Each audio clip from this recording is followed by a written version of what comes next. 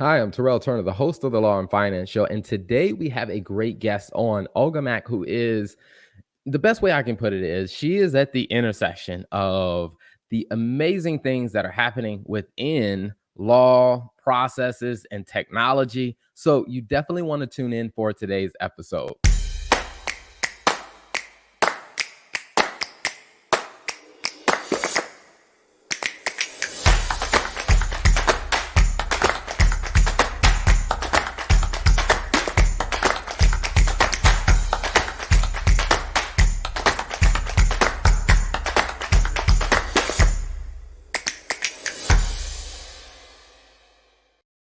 So without further ado, let me bring on my guest. Olga, welcome to the show. How are you?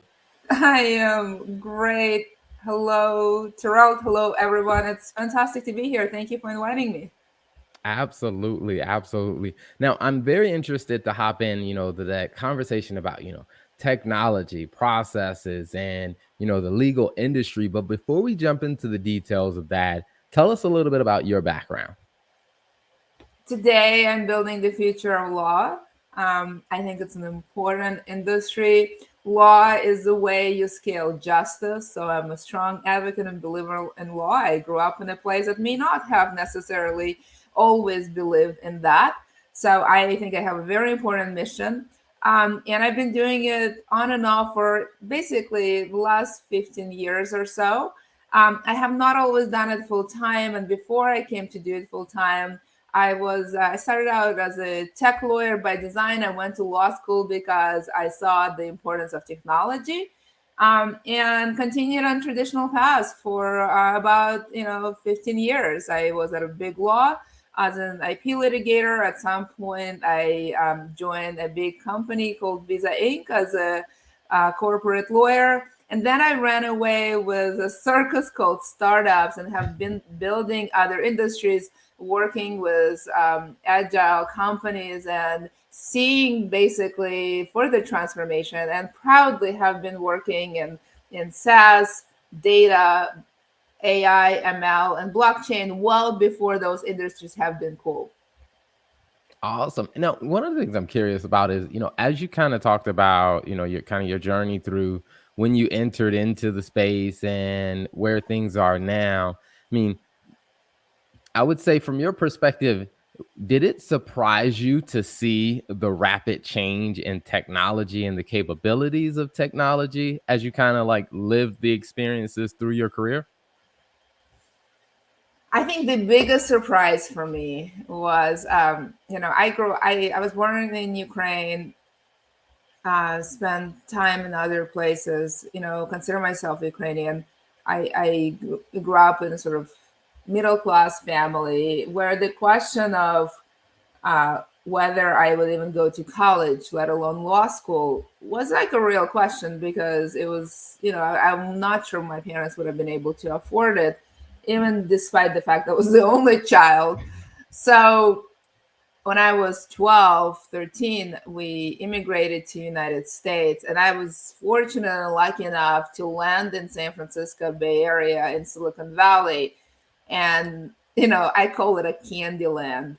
Like that was the biggest shock. Yeah, it wasn't just, it's like a Willy Wonka factory, especially at the time in, mid 90s. And so I'm not surprised by everything I saw. My biggest shock and surprise was landing in the Candyland. And once I've been able to kind of observe that, everything else makes sense. And so for me, that was a very pivotal event. And I understand the power of technology and the opportunities right around when I was a teenager. And so I knew that I will be in that space. Now, I wasn't necessarily always clear whether I will be an engineer or not. And it took me a little while to understand that, you know, being supportive of everyone who is building is a really legitimate way to be on that journey, and a really great way to contribute and be part of those changes. Awesome. Now, that's interesting that you mentioned about, how early on you kind of noticed the trend and just the potential of where technology was going. Now, going into studying law, did you find that did you come across many other people who were traveling down the path of being a lawyer that also saw technology, or did they seem a little antiquated? So the benefit of going to Berkeley Law, which I know have been and still is the best program in technology and law, is that there were a few people like myself. So we had a critical mass of folks who have been writing about it in law reviews, who have been part of things like bold.org, which is sort of focused on things on the sort of positive impact of technology. So I was not alone. And that's, the best place to go, especially when I went to law school, to cultivate that interest and not be alone. But even in a place like Berkeley Law at the time, with a very robust program, I would say, it still was a small club of select friends, and we are even better friends over time. So and law is a very traditional discipline. So I I was in for a cold shower. I think that's the best way to describe it. I enjoyed many of my classes, around security, privacy, intellectual property, technology stuff. I can't say that I enjoyed every single class, especially kind of in the more traditional legal training. This is where I kind of suffered through slash tried to entertain myself. Uh, Grateful that I did. I am even more excited that law schools today are much more intentional incorporating technology in their curriculum, in their training, and teaching lawyers to be part of the movement. Mhm. Awesome. So as you came out of, law school, being fortunate to, land in Candyland, as you said, and, and to go to Berkeley and finding some like-minded individuals. Now, when you stepped outside of Berkeley and you started actually working in the field, were you surprised at how, people who had been in the field, how they were responding to technology and how it impacted the legal field? Remember, I was practicing law in Silicon Valley, so Okay. I joined Wilson Sun City, which is a firm that was very instrumental in the rise of Google and Facebook and numerous other technologies on the back and front end. And many of the cases that you heard of that shaped the technology at the time, I was one way or another involved. Um, you know, but one of the things that stood out to me is that even in a progressive law firm like Wilson Sonsini, at the time the e-discovery movement was starting, which is basically a technology and law movement when it comes to litigation. It was kind of amazing to see that how stuck in time legal practice is, even in a progressive place like Wilson Sonsini. Ultimately, that's probably the reason why I decided to go more sort of corporate route. I went in house because I went in house to a technology company called Visa. It's a payment technology company, and then I went to series of really progressive startups, in data, AI, blockchain. So my professional practice has improved as I was progressing through my career in the more and more disruptive technology kind of direction. I've always sort of been in this one leg on this really cutting edge of technology, yet the other leg in law. And I can tell you which leg I like better. And, right. And so I'm very acutely aware that not everyone is on the same ride and getting the same access and advantages of technology. And sort of this is kind of where I developed the view that we as leaders, we need to bring everyone along. Really all of us, kind of from the large perspective of society to micro perspective at a company should benefit from collective advancement of technology that make the pie a much bigger pie. So we should all collectively and individually get bigger slices of it.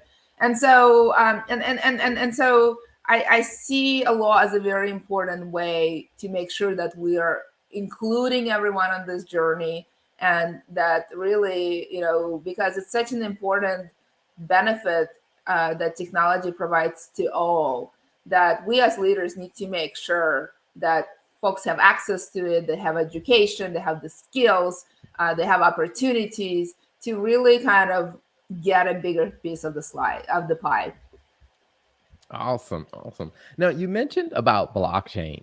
I'm curious from what you've seen and what you're kind of hearing in the legal space as far as the adoption or whether people even understand how blockchain will impact the legal space. Can you talk a little bit about that? Yeah, look, I mean, blockchain is here to stay. Maybe in this permutation, definitely DLT technologies are here to stay. They're very powerful. It turns out that when you link your creations to money, that's super important. We see quite a lot of innovations today really linked to money, right? So Bitcoin is the sort of one of the first well-known applications in blockchain that essentially led to the DeFi movement. And most of the developed applications in blockchain today are around DeFi money. Law kind of sitting in the sidelines, waiting to see what's going to happen. And what's going to happen is basically the rest of the world is catching up. It turns out blockchain, is a very powerful technology, and it turns out money is important pretty much in every industry, actually every industry. And it turns out that that law will be impacted as well. I think today you can sit on the sidelines and watch, but that is going to change. Give it 3 more seconds. Just like at some point, you can no longer run a business without computer or internet. So law will have no choice, just like every other industry will have no choice. That backend technology will be super important. And if you want to be part of the future, if you don't want to be left behind, whether you're a lawyer, an accountant, a business professional, or anybody else, now is the time to learn. Awesome. It's so funny that, the way you kind of describe how some people are navigating or how in some ways the legal profession is kind of on the sidelines of it. I often find there's a lot of similarities between like the accounting and the finance industry, whereas, Well, my I feel background like is here accounting. in blockchain, accounting and finance had to get on board sooner because it's all about money. And just like finance and accounting is all about money. And so the questions of how do we keep track of it? How do we deal with IRS? How do we deal with, recognizing revenue? How do we deal with investment? I would just hit that industry so much sooner because the number one application in blockchain is DeFi and things like Bitcoin and stuff like that. So accountants and finance professionals, I find they're a little bit or a lot more ahead just because this is the most important application of blockchain today. Mhm. And I would agree, and I say that because I think they almost had to be forced to do it because early stage when the idea was coming out, it was like, oh, that's not going to be that big of a deal, or hey, that's not. But it was like you said, when it really started changing the perspective of valuation and money, it's just like, oh, we can't sit back anymore. We have to get involved because we got to come up with some calculations or we got to come up with some rules because if we don't, then we'll lose control of all sense of valuation to where I do think for a lot of finance people, when it comes down to new technology, is sometimes they do tend to prefer to sit back and wait to see how it goes until they're forced to have to say, okay, all right, now we have to jump in and adopt this. Yeah, at some point it's too big to ignore. The value is Mhm. just there. Now, before we wrap up, what one of the things that I'm very curious about, I mean, for your passion of, you know, being, and I would say your passion and your skill of being able to see where the trend is going and to be able to get there before the trend gets there and to become, a spokesperson for it. because I don't meet too many lawyers that are talking about blockchain or talking about, hey, the technology changes before they become a massively accepted idea. You seem to be on the front end of that. How do you kind of continue to combine that with what you do from your professional and business perspective? Um, so I've been described as a risk preferring lawyer. And and you kind of have to be that way when you advise early stage companies. It's all about calculated risk taking and walking a very tight rope and do it skillfully. That's probably my core competence as a lawyer. Um, and um, and I really enjoy it. I think it's because I think part of it is because as an immigrant you understand that the risk is just life, but there is another part of it is that I'm the first person in my family to be a lawyer. I'm not what I call a hereditary lawyer. I didn't, I wasn't born thinking I will become a lawyer. Law became, one of a number of choices I considered after I graduated from college as a way to be in technology. So I consider myself a technologist first, a business leader probably second, and then lawyer probably third. Though I am kind of a ninja of a lawyer when it when it comes, especially early stage companies. Um, so because I kind of don't consider myself a lawyer first, let alone a traditional lawyer, um, I think my approach is to run toward risk because I see that where opportunities are. If they were not risky, they probably would have been already taken. And if you want to stay in Candyland, you need to embrace the risk, run toward it, and then use your experiences and intelligence, and yes, occasionally make mistakes to navigate there.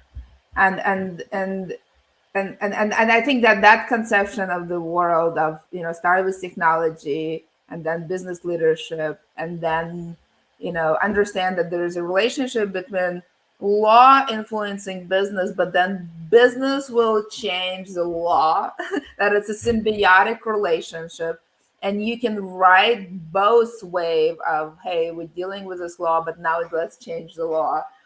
That is where opportunities are that are not taken. That is where fun thing is. That's where the candy land is. I love it. So, if there are, early stage companies or people that are interested in the amazing things that you're doing, where's the best place for them to find you online? Some would say that I overshare on LinkedIn. So that's probably where I am. I put out a lot of content about the future of law, about disruptive technologies. I do quite a lot of things there. I am present on all other social media, but probably not actively. There's only one Olga. I'm not a bot. And one social media is all I can handle. Okay, awesome. Well, before we wrap up, one final question. I mean, because you've given us so much value already, I'm just going to limit it to one. So, what's one final piece of advice that you would give to someone, to a business that is trying to navigate, hey, how technology is impacting the way their industry or the way their business is functioning? Surround yourself by ninjas, whether they're in law, finance, subject matter experts, technology. When you're navigating, uncertain terrain to Candyland, you will have unexpected turbulence. And it's so much easier to navigate that when you are in the hands of professionals who, one, know what they're doing, and two, share your sense of purpose, and three, on the same page with you about risks. If those three things are happening, then turbulence is not just turbulence, it's just an invigorating roller coaster where you have fun. I love it. Olga, thank you so much for being an amazing guest today. Thank you so much. You just checked out the Law and Finance Show, where we bring you great, insightful interviews that talk about the business and the financial side of managing a law firm. So subscribe to the show and check out more of the great interviews.